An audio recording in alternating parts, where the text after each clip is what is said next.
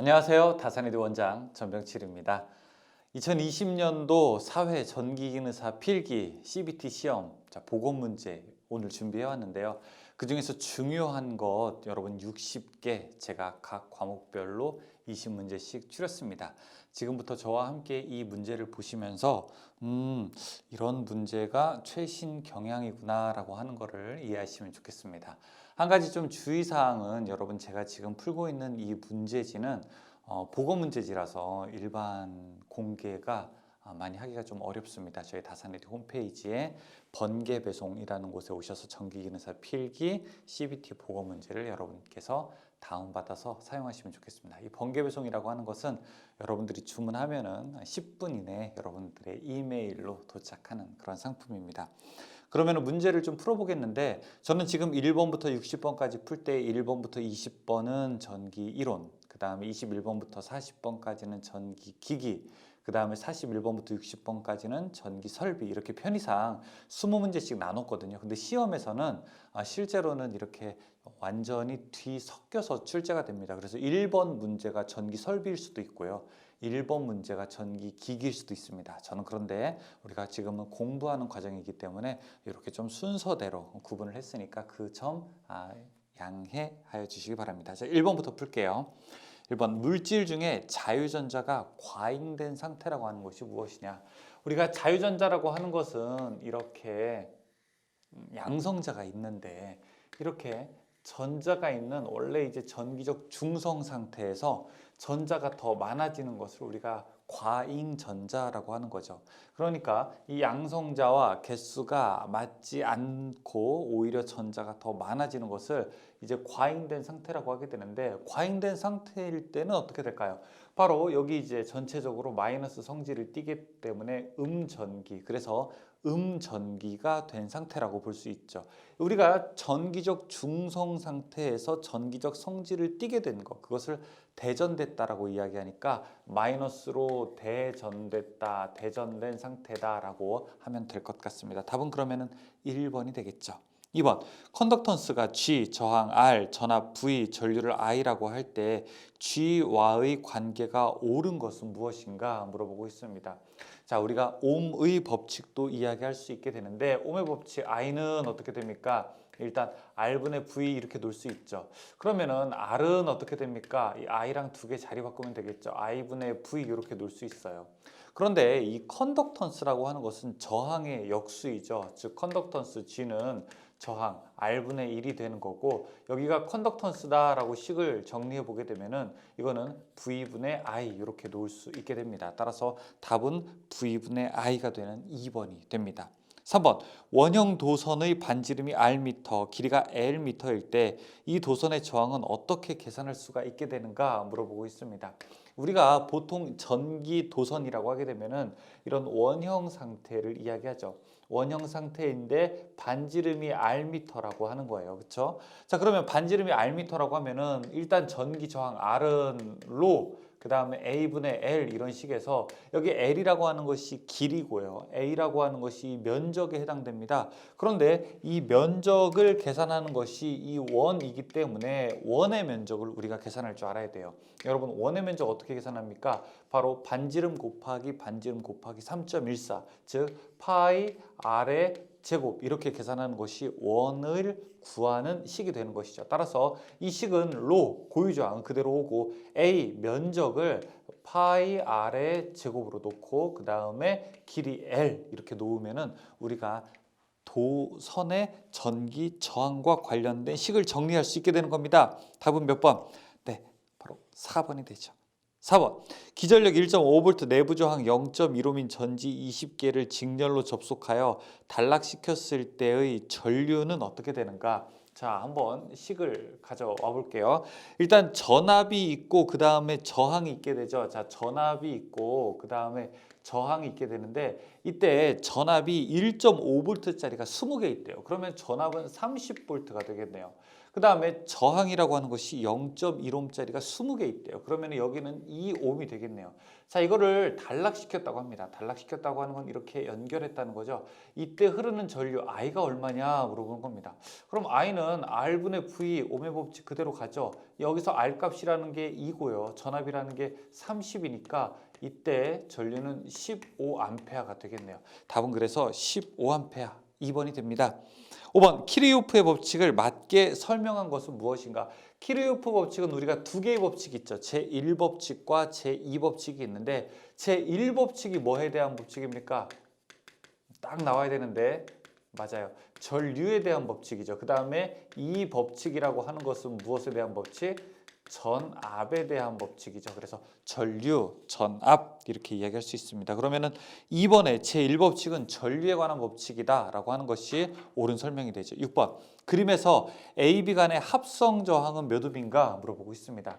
자, 이게 그림이 세로로 되어 있어서 그렇지 여러분들이 가로로 되어 있으면 아마 보시기 더 편할걸요. 자, 여기 이제 가운데에 이렇게 R자리 저항이 있고요. 그 다음에 자, 여기가 위에가 RR이니까 2R이고 밑에도 RR이니까 여기도 2R. 이 그림을 지금 이렇게 세우게 되면은 이런 그림과 같게 되는 거죠. 그래서 딱 이런 문제 보시게 되면은 그림 보고 이게 뭐야? 이게 처음 보는 그림인데 라고 생각할 수 있지만 실제로는 이렇게 딱 돌리게 되면은 이해하기 쉬운 그림이 됩니다. 그러면 여기서 우리가 합성 저항 구할 수 있죠. 합성 저항은 어떻게 계산하게 됩니까? R은 원래 저항이 여러 개일 때는 R1 분의 1 플러스 R2 분의 1 플러스 R3 분의 1 분의 1 이렇게 계산하죠. 맞으세요? 네. 자, 그러면 여기서 ER, R, ER 있으니까 여러분 조금 힘들어도 제가 식을 한번 정리해 볼게요. 그러면은 ER 분의 1 플러스 R 분의 1 플러스 ER 분의 1 분의 1 이렇게 식을 놓을 수 있습니다. 자, 이때 여기를 우리가 통분을 해야 될 것 같아요. 통분이라고 하는 것은 분수가 지금 서로 계산하기 어려우니까 분모가 달라서 같이 분모를 맞춰가 보죠. 이 R로 계산해 보겠습니다. 그러면 위에는 2 곱해주기 때문에 자, 이 결과값은 이렇게 놓을 수가 있게 되죠. 어떻게? 2R 분의 4가 되고 분의 1이 되죠. 자, 이거는 번분수. 이제 분자가 1분의 1이니까 이 안에 있는 것끼리 곱하면은 4분의 2R 돼서 자, 이렇게 약분하게 되면 어떻게 됩니까? 2분의 R 되죠. 답은 2분의 R입니다. 이거 좀 나 어렵다라고 하시는 분은 이런 형태가 좀 몇 번 똑같이 나오기 때문에 우리가 2분의 R 이거를 기억해 두셔도 괜찮습니다. 답은 그래서 1번이 되죠. 7번 1A/h는 몇 쿨롱인가 물어보고 있습니다. 1A/h라고 하는 것은 1A를 몇 시간? 1시간 동안 사용했다는 거죠. 자, 1A/h 1시간. 그러면 1A 곱하기 1시간이라고 하는 것은 초로 계산하게 되면 3600초가 되지 않겠습니까? 자, 그러면 이거 3600 쿨롬이 되겠습니다. 답은 그래서 2번이 되죠.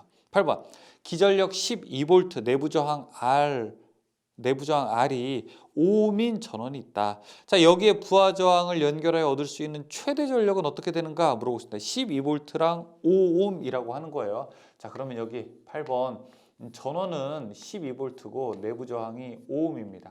12V 그 다음에 5ohm인데 외부 저항을 얼마를 연결해야 얻을 수 있는 저항이 최대가 되느냐 물어보고 있어요.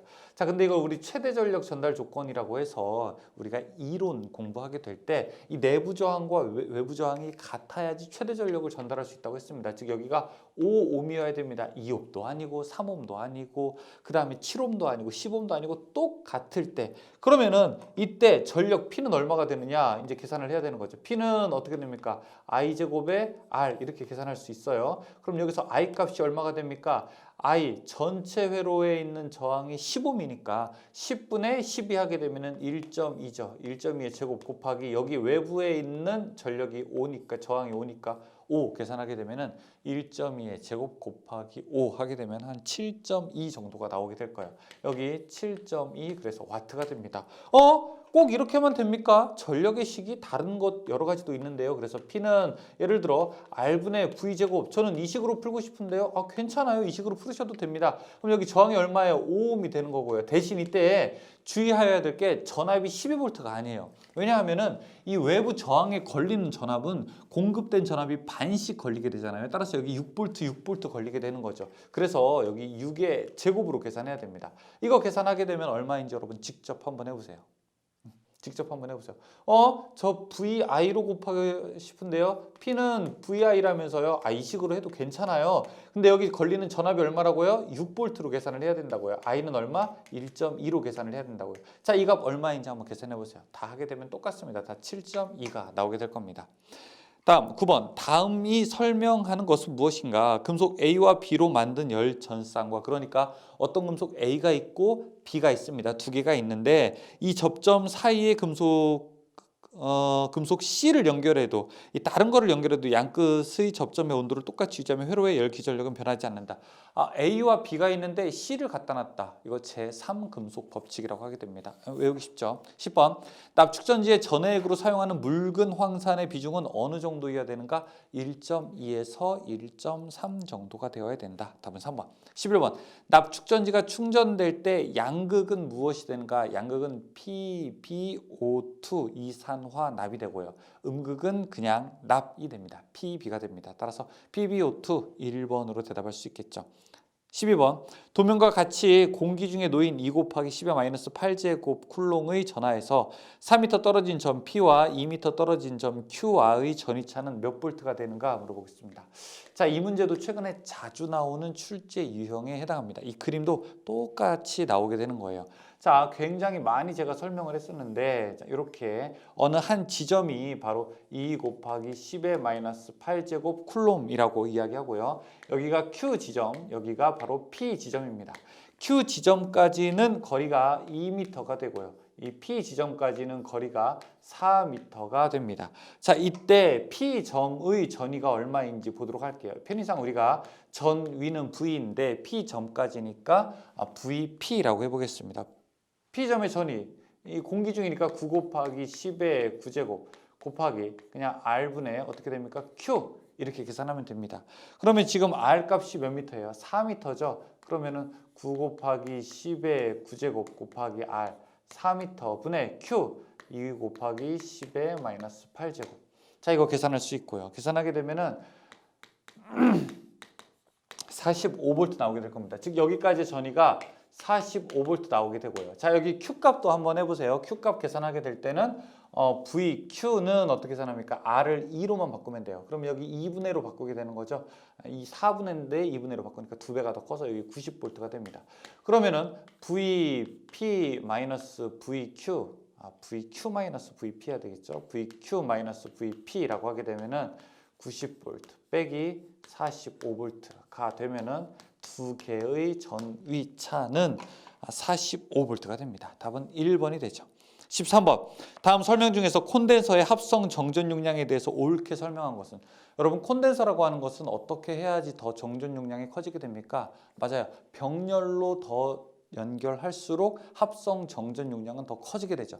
반면 직렬로 연결할수록 합성 정전 용량은 더 작아지게 되죠. 따라서 3번 직렬로 연결할수록 합성 정전 용량은 작아진다. 이게 옳은 설명이 됩니다. 14번. 다음 중 자기력 선속의 단위를 나타내는 것은? 자기력 선속, 자하 이런 것들은 우리가 웨버라고 이제 부를 수 있겠죠. 1번 암페아 퍼 미터라고 하는 것은 자기장의 세기, 2번 웨버라고 하는 것은 자기 선속, 3번 웨버 퍼 제곱미터는 자속의 밀도, 4번의 웨버 퍼 암페아 턴이라고 하는 것은 자기 저항이라고 할 수 있습니다. 암페아 턴 퍼 웨버, 자기 저항이라고 할 수 있습니다. 15번. 반지름 R미터 권수 N회의 환상 솔레노이드에 I암페아의 전류가 흐를 때 그 내부의 자기장의 세기가 H는 얼마가 되는가 물어보겠습니다. 환상 솔레노이드일 때 자기장의 세기, 일단 우리가 직선 도선일 때 자기장의 세기 H는 2 파이 R 분의 I 이렇게 하죠. 근데 환상 솔레노이드일 때, 환상 철심일 때 자기장의 세기 H는 이렇게 되죠. 2 파이 R 분의 ni로 놓을 수가 있게 되죠. 답은 그래서 2파이 r분의 ni, 답은 4번이 됩니다. 16번 2cm의 간격을 가진 두 평행 도선에 1000A의 전류가 흐를 때 도선 1m마다 작용하는 힘은 얼마가 되는가 물어보고 있습니다. 자, 전자력 설명하는 거예요. 이렇게 선 하나, 그 다음에 선 두 개가 있습니다. 이때 흐르는 전류를 I1이라고 하고 이때 흐르는 전류를 I2라고 하게 됩니다. 둘 사이의 거리를 우리가 R미터라고 했을 때 이 둘 사이에 작용하는 힘 F는 어떻게 되느냐? 이제 식으로 정리하게 되면은 R분의 거리에는 반비례하게 되고 이 I1, I2 그다음 10의 마이너스 7제곱 이렇게 되죠. 자, 그러면 여기서 이제 하나씩 식을 넣어 보겠습니다. 거리가 얼마라고 했냐면은 거리가 2cm라고 했습니다. 그럼 2cm는 미터로 하게 되면은 0.02m가 되고요. 분의 자, 2 곱하기 I1, I2가 1000A라고 합니다. 그렇죠? 그러면은 1000 곱하기 1000이니까 1000에 이렇게 제곱으로 놓을 수 있고요. 그다음에 10의 마이너스 7제곱 놓을 수 있겠네요. 그렇죠? 답을 계산하게 되면은 10 나오게 될 걸요. 2번. 17번. 자, 이 원이 6 루트 2 사인 오메가 t, 이 2가 4 루트 2 사인 오메가 t 마이너스 60도일 때, 자, 두 개를 뺀 실효 값이 얼마냐? 이렇게 물어보고 있습니다. 즉, 이 원에서 이 2를 뺀 값이 얼마냐 물어보고 있어요. 그런데 이 문제는 여러분 지금 E1 빼기 E2 이렇게 표현을 하게 됐는데 그렇지 않고 뭐 I1 빼기 I2 이렇게도 나올 수 있는 문제입니다. 여기서 E1이라고 하는 것은 6 루트 2 사인 오메가 t예요. 그런데 이거 값이 어떻게 되는 겁니까? 이걸 우리가 무슨 값이라고 합니까? 이걸 우리가 순식값이라고 하게 되죠. 여기서 실효값은 얼마가 돼요? 바로 그냥 6이 바로 실효값이 되는 거죠. 왜냐하면 6 루트 2가 바로 최대값이니까. 그래서 실효값은 6이고 위상차는 없어요. 다음에 E2라고 하는 파형을 보게 되니까 E2는 4 루트 2 사인하고 4 루트 2하고 사인하고 오메가 t 마이너스 60도라고 하게 됩니다. 즉 얼마만큼의 60도만큼의 위상차가 존재한다는 거죠. 그래서 이거를 우리가 그냥 크기로만 나타내게 된다면 이것은 우리가 그냥 6이라고 할 수 있고요. 자, 이 값은 4 그다음에 마이너스 60도 이렇게 실효값과 그 다음에 위상차로 설명을 할 수가 있습니다. 자, 이제 중요한 거는 두 개를 빼야 되는데 두 개를 뺄 때 자, 이런 형태는 어떻게 빼게 됩니까? 여기 지금 값이 4 페이저 마이너스 60도이기 때문에 이 값을 우리가 무엇으로 복소수의 형태로 바꿔줘야 됩니다. 실효값이 4이고 그 다음에 위상차가 60일 때는 어떻게 하게 되느냐? 자, 크기 40에다가 코사인 세타 마이너스 j 사인 세타 계산하게 되면은 이 값을 우리가 실효값을 복소수의 값으로 계산할 수 있게 되죠. 여러분 이거 계산기로 하셔야 됩니다. 계산기로 여러분들이 계산하게 되면 이렇게 나올 거예요. 2 마이너스 j 2 루트 3 됐어요. 이제 그러면은 자, 이 값을 어떻게 하게 됩니까? 두 값을 빼게 되면 됩니다. 6에서 이 값을 빼게 되는 게 결국엔 차를 구하는 거죠. 6 마이너스 2 마이너스 j 2 루트 3. 자, 이거 여러분 계산기로 계산해 보십시오. 얼마 나오는지. 답은 딱 3번처럼 절대값으로 나올 겁니다. 아셨죠? 3번처럼. 자, 18번. i는 200 루트 2 사인 오메가 t 플러스 30의 암페어의 전류가 흐른다. 이를 복소수로 표시하게 되면 어떻게 되는가? 자, 17번이랑 문제가 복소수 형태로 나타나는 게 똑같아요. 여기서 실효값이 얼마입니까? 최대값이 200 루트 2가 되니까 실효값은 200이죠. 자, 200 한 다음에 코사인 얼마? 30 플러스 j 그 다음에 사인하고 30. 자, 이 값 계산할 수 있죠. 그러면은 173.2 플러스 j 100 될 겁니다. 답은 3번이 되죠. 19번. 저항이 4옴, 유도 리액턴스가 3옴인 RL 직렬 회로가 있다. 자, 200V의 전압을 가할 때 소비 전력은 어떻게 되는가 물어봅니다. 19번. 지금 저항이 얼마? 4옴이라고 하고 유도 리액턴스가 3옴이라고 합니다. 자, 여기가 4옴이고 이쪽이 3옴이라고 해요. 그럼 이때 소비 전력은 물어보는데 마지막에 뭐라고 했냐면 와트라고 물어봤어요. 와트라고 하는 것은 뭡니까? 유효 전력, 즉 저항에서 소비된 전력을 이야기하게 되는 거죠. 여기에 유효 전력을 구하려면 우리가 I 제곱에 R 이렇게 계산할 수 있어요. 그럼 I 값이 얼마입니까? 이 전체 임피던스가 3, 4는 얼마? 5. 5분의 값은 200 하니까 40이죠. 그러면은 40의 제곱 곱하기 저항값이 4니까 1600 곱하기 4 하게 되면은 6400와트가 되겠네요. 답은 6400와트 4번이죠. 20번 교류의 파형율이라고 하는 것은 무엇인가? 이거는 저랑 같이 공부하신 분은 절대 틀려서는 안 되는 문제죠. 그렇죠? 형 무슨 형? 효 균이 형.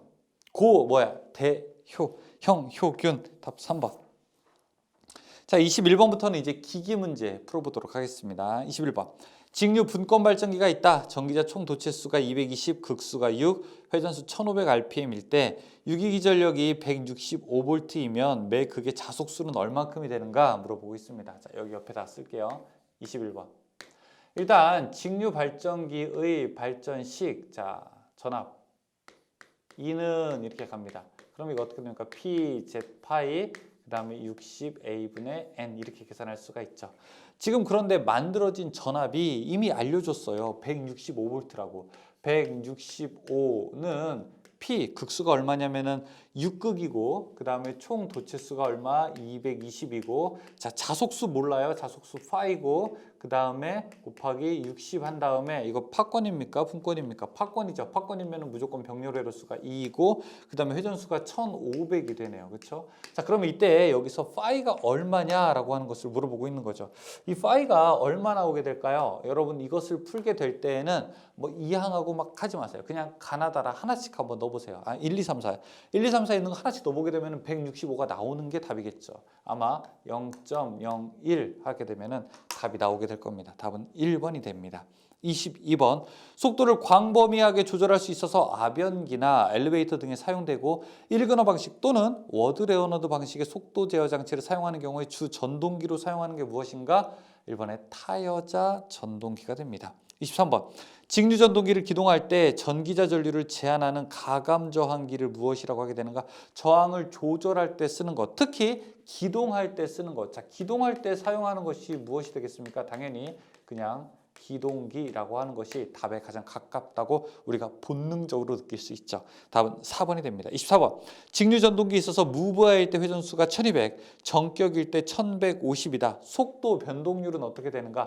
속도 변동률이라고 하는 것은 이렇게 전격분의 무브화 빼기 전격 이렇게 놓을 수 있습니다. 지금 전격이 1150이라고 했고요. 무브화가 1200이니까 자 계산하면은 얼마가 나오는지 여러분들이 직접 구할 수 있겠죠. 한 0.043 나오게 되면은 그러면 4.3%다라고 대답을 할 수가 있겠죠. 답은 3번이 됩니다. 25번.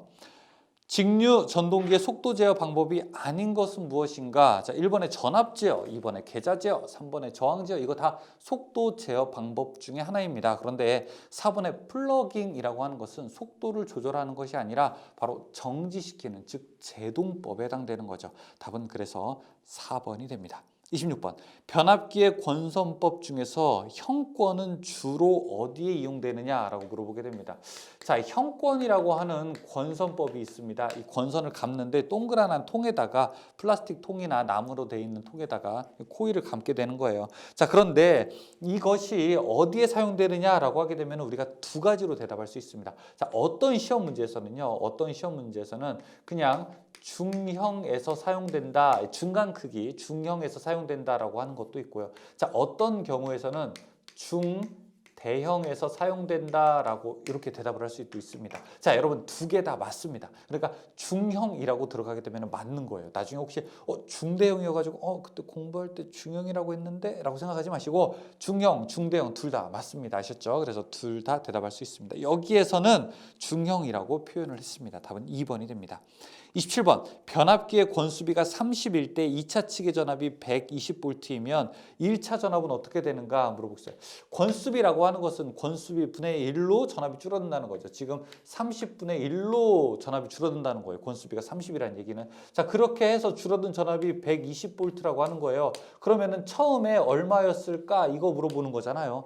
그러면은 120 곱하기 30 하게 되면은 이 처음의 전압을 알 수가 있겠죠.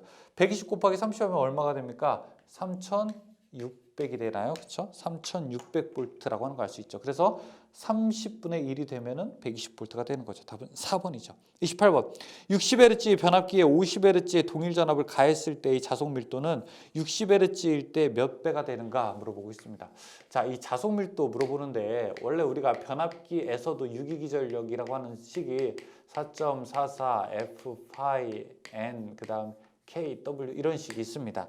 여기서 F라고 하는 것이 주파수고요. 파이라고 하는 것이 자속이죠.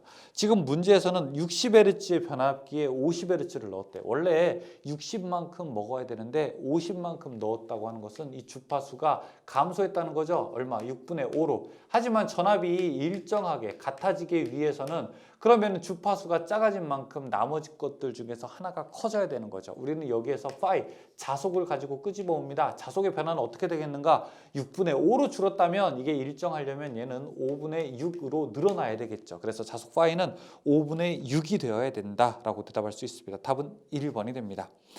29번 변압기에서 퍼센트 저항가가 3%, 리액턴스가 4%, 역률이 0.8일 때 전압 변동률은 어떻게 되는가 물어보고 있습니다. 전압 변동률이라고 하는 것은 우리가 P 코사인 세타 플러스 Q하고 사인 세타 이렇게 계산할 수 있죠. P라고 하는 것은 퍼센트 저항 강화, Q라고 하는 것은 퍼센트 리액턴스 강화. 지금 퍼센트 저항 강화가 여기가 3%라고 했고 여기가 4%라고 했고요. 이 역률이 얼마라고 했냐면 0.8이라고 했는데 자 사인 세타는 얼마예요? 코사인이 0.8이면 사인이 0.6입니다. 코사인이 0.6이면 사인이 0.8이 되는 거고요. 왜냐하면 코사인의 제곱 플러스 사인의 제곱은 항상 1이 되어야 되기 때문에 그래요. 여기가 0.6이 됩니다. 그러면 이제 결과값 계산할 수 있겠죠. 3 곱하기 0.8 플러스 4 곱하기 0.6 계산합니다. 8, 3에 2.4, 6, 4에 2.4 계산하게 되면 4.8% 되겠네요. 30번 변압기 U가 구비해야 할 조건 중에서 맞는 것은 무엇인가? 변압기 U 우리가 기름이죠.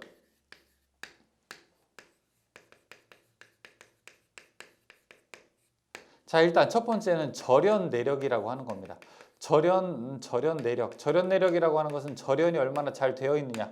절연 내력은 일단 커야 됩니다. 그렇죠? 다음에 응고점은 굳는 점이죠. 그 응고점은 낮아야 되고 그렇죠? 그 다음에 불이 붙는 정도.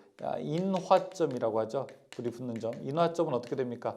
인화점은 높아야 되죠. 그래서 쉽게 불이 붙지 않고 쉽게 얼지 않아야 되죠. 그 다음에 비열 같은 경우에는 또 커야 되는 거죠. 다음에 점성도 있죠. 점도는 어떻게 됩니까? 작아야 좋은 거죠. 그래서 어떤 게 크고 어떤 게 작아야 되는지를 알아야 돼요. 맞는 것. 3번은 인화점이 높고 응고점이 낮을 것. 3번만 맞죠. 1번은 잘못됐고 2번 잘못됐고 4번은 화학작용 일으키면 됩니까? 안 되죠. 자 여기까지 이제 문제 풀어보고 잠깐 지웠다가 다시 31번부터 풀어보겠습니다. 근데 여러분 지금 이거 관련도 문제 보면서 야, 나 무슨 말인지 모르겠다.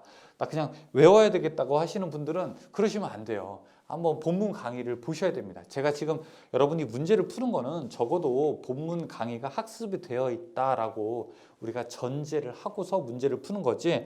내가 공부를 하나도 안 한 상태에서 이 기초가 하나도 없는 상태에서 관련도만 무조건 외우면 된다? 그렇게 생각하시면 오산이면서 그 다음에 일종의 과욕이죠. 사실 욕심을 많이 부리는 거죠. 우리가 예를 들어 어떤 사람이 노력하지 않고 무언가 얻으려고 한다면 그것을 우리가 과욕이라고 하게 되죠. 역시 여러분 저도 그런 것 같아요. 내가 공부를 열심히 해서 당연히 얻어야 되는 거지 공부를 안 하고 정말 쉬운 방법으로 쉽게 자격증을 따려고 바라는 것 그것은 어떻게 보면 과욕이 아닐까. 제 유튜브 영상과 다산에드 홈페이지에 오시면은 이론 강의 그냥 무료로 다 여러분 보실 수 있어요. 그렇죠? 다운받으실 수도 있잖아요. 그러니까 편안하게 한번 보시고 변압기 같은 거 씩 막 나왔는데 그냥 문제다 외우지 말고 오히려 본문 알면 문제가 더 쉽게 풀려요. 그래서 변압기 이론을 한번 이렇게 쭉 보시고 그 다음에 내용 보시게 된다면 훨씬 쉬울 거예요. 시간 없다고요? 안 그래요. 이 전기 기능사 이론 과정이 여러분 총 제가 20시간 안쪽으로 준비가 되어 있습니다. 거의 20시간이에요. 하루에 3시간씩 공부한다면은 6일이면 됩니다. 그러니까 일주일이면 돼요. 주말에 열심히 하게 되면은 우리가 일주일이면은 한 번 할 수 있습니다. 1회독 할 수 있어요. 여러분 적어도 3회독 정도 하게 되면은 여기 있는 문제들 아마 쉽게 쉽게 풀릴걸요. 처음 들었을 때랑 완전히 다를걸요.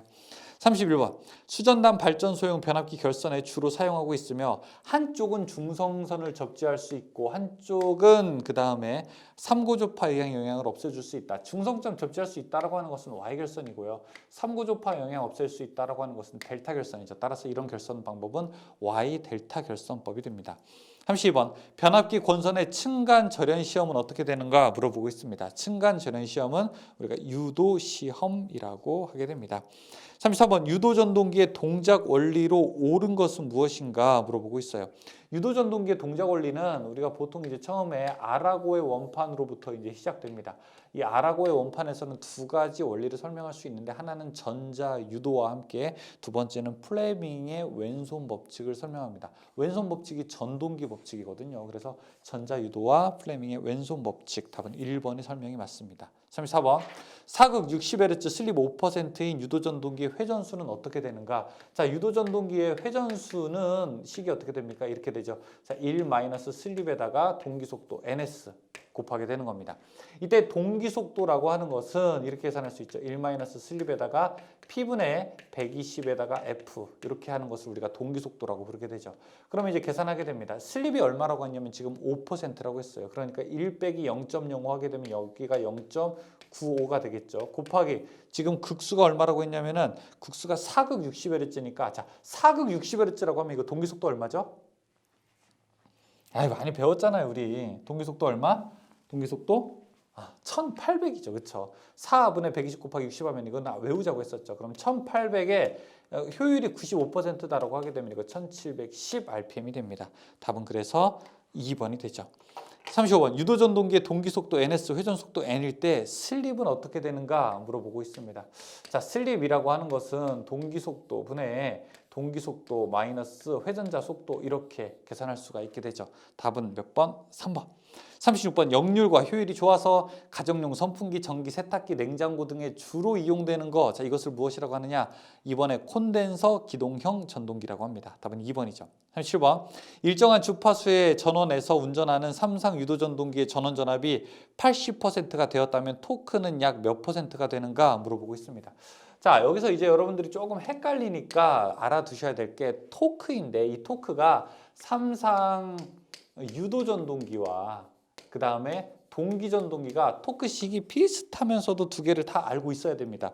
삼상 유도전동기는요, 이 토크라고 하는 것이 전압의 제곱에 비례하고요. 동기전동기는 그냥 전압에 비례하는 거예요. 그래서 전압을 2배로 하게 되면 동기전동기는 토크가 2배가 되는데 삼상 유도전동기는 전압을 2배로 하게 되면 토크가 어떻게 됩니까? 4배가 되는 거죠. 자, 근데 삼상 유도전동기에서 지금 전압을 이 2배는커녕 오히려 줄였다는 거예요. 얼마? 80%로 0.8로. 그러면 여기가 전압이 0.8의 제곱이 되니까 자, 이 결과값은 어떻게 됩니까? 0.8의 제곱하게 되면 0.64니까 몇 퍼센트? 64%로 줄게 되겠네요. 그렇죠? 답은 64%가 된다. 2번이 되죠. 38번. 교류전동기를 기동할 때 그림과 같은 기동 특성을 가진 전동기가 무엇인가? 자, 이거 우리가 슬립 특성, 즉 이런 그래프를 이제 비례추이라고 이제 부르게 되는 것이죠. 이 비례추이라고 하는 것의 특성을 가지고 있는 전동기는 어떻게 되는가? 바로 어떤 전동기? 권선형 유도전동기죠. 그렇죠? 유도전동기는 두 가지 종류가 있는 겁니다. 크게 농형 유도전동기와 권선형 유도전동기. 이 비례추이는 바로 권선형 유도전동기에 해당되는 거죠. 답은 4번이죠. 39번. 자, 6극 1200rpm의 교류발전기와 병렬운전하는 극수 8의 동기발전기 회전수는 어떻게 되는가? 여러분 지금 발전기를 병렬운전한다고 하잖아요. 병렬운전할 때 같아야 될 것이 여러 개 있습니다. 교류발전기인 경우에는요. 전압 같아야 되죠. 파형 같아야 되죠. 크기 같아야 되죠. 그런데 그 중에서 또 같아야 되는 것 중에 중요한 게 하나가 주파수가 같아야 되는 거예요. 자, 그런데 여기 A 발전기라고 하는 것이 있고 자, 여기 B 발전기라고 하는 것이 있는데 A 발전기는 지금 6극 1200rpm이래요.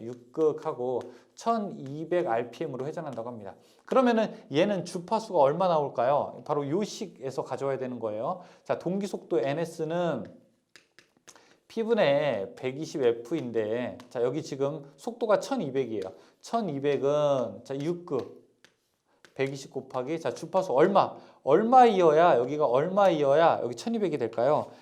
얼마이어야? 60Hz 아니에요? 해야 여기 10 남고 120 곱하기 하게 되면 1200 되지 않습니까? 즉 주파수가 60Hz라는 거예요.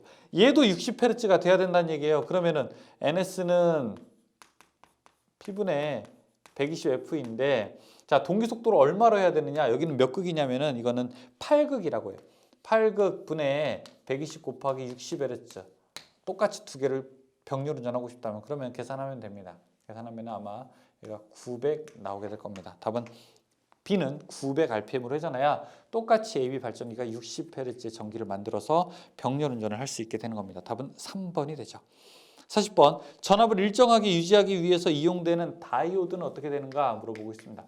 이 다이오드 중에서 전압이 일정하게 되는 거 이걸 우리가 제너 다이오드라고 이제 부르게 되는데 그림 기호로는 이렇게 나타낼 수 있습니다. 제너 다이오드 항복 특성을 가지고 있다라고 설명할 수 있어요. 41번 인임용 비닐 절연 전선을 나타내는 약호는 어떻게 되는가? 드롭 와이어라고 해서 DV 전주에서부터 이렇게 쭉 주택으로 떨어지는 선 이걸 우리가 DV선이라고 합니다. 42번 S형 슬리브에 의한 직선 접속 시 몇 번 이상 꼬아야 되는가? 2번 이상 꼬은다. 해설 보시게 되면 그 그림에 이렇게 2번 이상 꼬우는 모습이 있죠. 43번 시계 기구를 내장한 스위치로서 지정 시간에 전멸하거나 일정 시간 동작하는 조명 제어용 스위치를 무엇이라고 하게 되는가? 이걸 우리가 타임 스위치라고 부르게 됩니다. 보통 이제 숙박업소의 경우에는 얼마가 됩니까? 1분 이내에 소등되어야 되고 주택이나 아파트 같은 경우에는 3분 이내에 소등이 되어야 되겠죠. 44번 전선로의 직선 부분을 지지하는 의자는 무엇입니까? 이게 직선 부분이 무슨 뜻이에요? 이렇게 물어볼 수 있는데 자 이렇게 전주가 하나 있고요. 우리가 완금이 있죠. 그러면 전선을 이렇게 약간 떠받치는 느낌이 들고 있단 말이에요. 떠받칠 때 이렇게 애자가 이렇게 딱 꽂혀 있는 애자가 있습니다. 이렇게 꽂혀 있어서 어떻게 되느냐? 전선이 지나갈 때는 바로 이렇게 이제 갈 수 있죠. 자, 요 노란색으로 쓴 거, 요 애자를 우리가 핀 애자라고 부르게 됩니다. 핀 애자, 뭐 라인 포스트 애자라고 하는 것도 있는데 딱 이렇게 형태가 조금 다른 게 있어요. 핀 애자입니다. 45번 합성 수지관을 쇠들 등으로 지지하는 경우에는 그 지지점 간의 거리를 몇 미터 이하로 해야 되는가? 합성 수지관은 1.5m 이하, 금속관 2m, 덕트 3m, 라이팅 덕트 2m, 애자 2m, 케이블 2m, 캡타이어 케이블 1m, 몰드 40cm 뭐 이 정도 되죠. 자, 46번 다음 중 금속 덕트 공사 방법과 거리가 가장 먼 것은 무엇인가? 자, 덕트 중에서 어떤 덕트? 금속 덕트, 금속함과 같이 되는 이런 금속 덕트 이 안에다가 전선을 이렇게 그냥 차곡차곡 넣는 요 금속 덕트인 경우에 문제가 되는 것은 무엇이냐? 바로 이 덕트의 말단이죠. 끝부분은 어떻게 되는가? 무엇인가 들어가지 않게 고양이 같은 게 들어가지 않게 끝부분은 반드시 마감 처리를 해야 됩니다. 막아 놓아야 된다는 거예요. 그런데 지금 설명에서 1번은 잘못된 설명이죠. 덕트의 말단은 열어놓는다? 잘못된 얘기죠. 1번은 안 됩니다. 47번 전시회 쇼 및 공연장의 저하 복내 배선. 자, 이게 예전에는 흥행장이라고 했는데 용어를 조금 이렇게 이제 중복돼서 사용합니다. 좀 어떻게 될까요? 순화된 용어로. 자, 저하 복내 배선 전구선 또는 이동전선의 사용 전압은 최대 몇 볼트 미만인가? 400볼트 미만. 48번 전기 울타리용 전원장치에 공급하는 선로의 사용 전압은 최대 몇 볼트 미만이어야 되는가? 전기 울타리 250볼트가 됩니다. 49번 접지 전극의 매설 깊이는 몇 미터 이상이어야 되는가? 자, 접지선을 땅에다가 묻어야 되는데 몇 미터 이상 묻어야 되는 겁니까? 이렇게 묻을 때에는 적어도 75cm 미터로 물어볼 때도 있어요. 0.75m 이상 접지극을 땅에다가 묻어야 됩니다. 50번 다음 중 접지의 목적으로 알맞지 않은 것은 이 접지의 목적은 무엇입니까? 기준 전위를 우리가 낮춤으로써 기기라든지 선로라든지 사람을 보호하게 되는 거잖아요. 그렇죠? 그래서 1번 감전의 방지 맞는 말이에요. 3번에 보호 계전기 동작 확보 맞는 말입니다. 4번에 이상 전압의 억제 맞는 말이에요. 근데 2번에 전로의 대지 전압을 상승한다?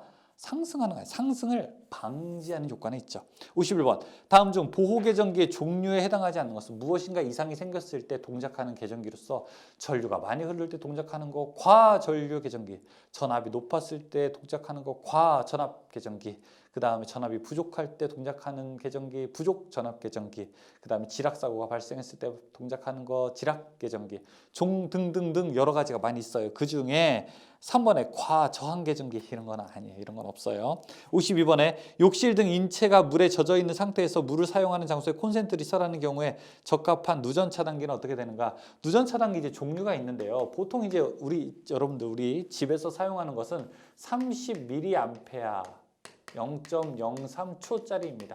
그러니까 30mA 이상의 입출력 차이가 있을 때 0.03초 이내에 동작하게 되는데요. 그런데 이제 지금 문제에서는 물이나 좀 이런 위험한 곳이 있을 때는 어떻게 됩니까? 조금 더 높은 수준의 누전 차단기를 설치를 해야 되겠죠. 그래서 고감도형이라고 해서 자, 이것때는 15mA 0.03초짜리를 사용하게 됩니다. 답은 그래서 2번이 됩니다. 53번 전동기의 전격 전류가 20A이다. 전선의 허용 전류는 어떻게 되는가 물어봅니다. 자, 53번에 이렇게 여기 전동기의 전격 전류가 25A라고 합니다. 그러면은 여기에 사용하는 이 전선의 허용 전류는 얼마여야 되느냐? 26A여야 되냐? 27A여야 되냐? 30A여야 되느냐? 자, 이거는 우리가 여기에 허용 전류가 50A가 넘느냐? 50A가 안 되느냐 둘 중에 하나로 계산하게 되죠. 50A가 넘을 때는 1.1배를 해주고요. 그 다음에 50A가 안 될 때는 1.25배를 해주게 됩니다. 이 문제에서는 50A가 안 되니까 그냥 1.25배를 합니다. 즉 25A가 아니지 20A죠. 20A. 20A 곱하기 1.25배를 해주게 되면은 이때는 25A가 돼요. 즉 여기 있는 전선은 25A 이상을 설치를 하게 되는 겁니다. 자, 그런데 문제 다른 경우에서 예를 들어 이렇게 물어볼 수 있어요. 자, 이쪽으로 오죠. 이쪽으로 오죠. 자, 여기에 어떤 전동기가 하나, 둘, 세 대가 있다.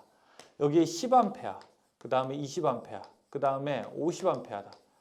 그러면은 이럴 때 여기 전선의 허용 전류는 얼마여야 되는가 이렇게 물어볼 수 있어. 그럼 여러분 이거 어떻게 계산합니까? 세 개 다 더하는 거예요. 그럼 얼마예요? 총 80이죠. 세 개를 합친 값은 총 80이에요. 80은 50A 넘습니까? 안 넘습니까? 넘죠. 그럼 몇 배? 곱하기 1.1배. 그러면 여기가 총 몇 A가 됩니까? 88A 이상의 허용 전류를 가지는 전선을 설치해야 되는 겁니다. 자, 53번. 이 문제는 여기 25가 되겠죠. 답은 3번. 54번. 가공 전선로의 지지물에 시선하는 지선의 인장 하중은 몇 킬로니우턴 이상인가? 지선이라고 해서 이렇게 우리가 지지물을 지지하는 선, 이렇게 넘어지지 말라고 이렇게 지지하는 선을 이거를 우리가 지선이라고 부르게 되죠. 지선은 중간에 지선애자 혹은 뭐 구형애자라고 하는 걸 설치하고 여기 쓰러지지 말라고 지선 근가라고 하는 걸 설치하고 반드시 몇 가닥, 세 가닥 이상을 꼬아서 만들게 됩니다. 그런데 한 가닥은 그러면은 인장 강도가 얼마여야 되는가? 한 가닥은 4.31kN 이상이어야 됩니다. 약한 것이 아니라 이 정도 강한 거. 킬로그램으로 하게 되면 440kg 정도 됩니다. 한 가닥이 버틸 수 있는 그 크기가. 답은 그래서 4번 4.31. 55번. 여기 지선 얘기 나왔으니까 지선으로 버틸 수 있는 거 이거 뭐죠? 이거 철근 콘크리트주, 그 다음에 철탑, 그 다음에 철주, 그 다음에 목주, 나무로 돼 있는 거 다 지선으로 다 지지할 수 있는데 철탑 이거는 지선으로는 지지할 수 없는 겁니다. 그렇죠? 그래서 지선으로 지지해서는 안 되는 게 뭐냐? 철탑. 이건 안 돼. 철탑은 만들어질 때부터 이미 지선 이런 거 없어도 다 허용할 수 있게, 그러니까 다 버틸 수 있게 설계가 되는 겁니다. 55번. 고압전선과 저압전선이 동일 지지물에 병가로 설치되어 있을 때 어떻게 되는가 높이는, 자, 여기 이렇게 전주가 있는데 어떤 선은 고압이 흐르고 어떤 선에는 저압이 흐른다고 하죠. 그러면 고압은 어디로 가야 됩니까? 우리가 고압은 위로 가야 되고요. 저압은 밑에 있습니다. 그래서 저압의 위치가 어떻게 되냐 물어보게 되면 고압 아래에다 설치한다 이렇게 되고, 고압선의 위치가 어떻게 되냐라고 하면 저압 위에다가 설치한다 이렇게 대답할 수 있습니다. 그래서 지금은 저압선의 위치를 물어보니까 3번이 좋은 설명이 되겠네요. 56번. 전선의 보호를 위하여 사용하는 것으로 수평의 전선관 끝에 부착하여 전선의 인출 시 보호를 위하여 사용하는 부속 재료는 어떻게 되는가? 여러분 우리가 앞에 엔트런스 캡이라고 하는 거 들어본 적 있으신가요? 그래서 아, 나 좀 잘 모르겠다라고 하시는 분들은 여기 지금 인터넷, 뭐 구글 같은 데서 엔트런스 캡이라고 하게 되면 그 모양이 딱 나오게 됩니다. 엔트런스 캡은 이런 형태로 생기게 되어서 배관에다가 전선이 들어가는데 아래로부터 전선이 들어가게 함으로써 이제 빗물에 의한 전선관을 따라오는 유수를 방지하는 겁니다. 그래서 아래 방향으로 이렇게 향했어요. 그러니까 엔트런스 캡은 어떻게 되냐면 전선관을 수직으로 배치하게 될 때 조금 더 유용한 거죠. 하지만 수평으로 배치할 때는 어떻게 되는가? 수평으로 배치하게 될 때는 여기서도 또 어떤 이 전선이 들어오게 되는 이제 수평 전선 인입 장치가 있어야 되겠죠. 이거를 우리가 무엇이라고 하냐? 바로 터미널 캡이라고 부르게 됩니다. 지금 문제는 바로 이걸 물어보는 겁니다. 터미널 캡 2번이 됩니다. 57번 다음 중 형광 램프를 나타내는 기호는 어떻게 되는가? 우리가 도면의 기호에서 이렇게 형광등을 나타낼 때는 이렇게 날개가 달린 것, 동그라미 날개가 달린 것으로 표현하게 되는데 이때는 FL이라고 하면 우리가 여지없이 형광등이라고 대답하게 됩니다. 답은 2번.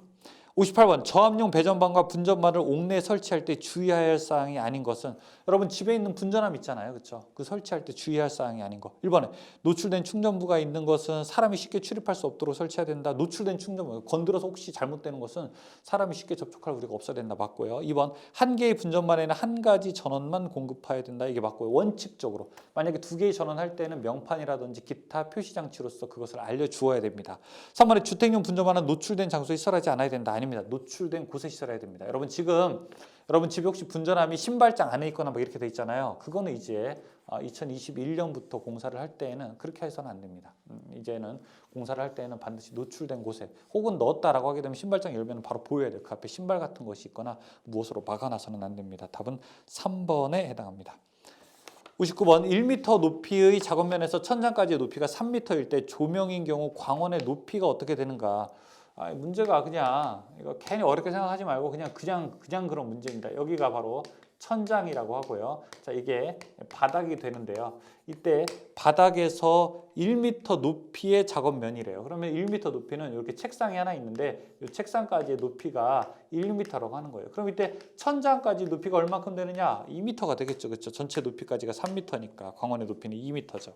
60번 조명기구를 일정한 높이 및 간격으로 배치하여 방 전체의 교도를 균일하게 조명하는 방식으로 공장, 사무실, 백화점 등에 널리 쓰이는 조명 방식은 무엇인가? 라고 하는 거. 전체적으로 화환해야 되는 거. 그러니까 어느 스포트라이트, 그러니까 한 부분만 하게 되는 것을 우리가 국부조명이라고 하게 되는 거고 전반적으로 밝아야 되는 것은 전반조명이다. 말에서 이미 답이 나왔네요. 전반적으로 밝아야 되는 것은 전반조명이라고 할 수 있습니다. 네, 여기까지 60문제 풀어봤습니다. 여러분 문제가 그다지 어렵지 않고 이게 CBT 시험 문제 같은 경우에는 시험을 보시는 수험생 분마다 서로 문제가 사실은 다르게 출제가 되기 때문에 어떤 분은 계산하는 문제가 한 7문제 나오는 분도 계시고 어떤 문제는 계산하는 문제가 한두 문제 나오는 분들도 계세요. 하지만 우리가 어쨌든 시험을 준비하는 자세로서는 충분하게 준비를 하고 가야 되는 것이 맞기 때문에 조금 더 어려운 문제가 나오고 그다음에 계산하는 문제가 조금 연습할 때는 지겹더라도 내가 완벽하게 준비를 해서 가야 된다는 그런 마음가짐으로 간다면 조금 어려운 문제들도 좀 즐겁게 그래도 어차피 하는 거 좀 즐겁게 문제를 보시고 공부를 하셨으면 좋겠습니다. 2020년 사회 출제가 되었던 주요 문제들 60개 여러분들과 함께 알아봤습니다. 수고하셨습니다.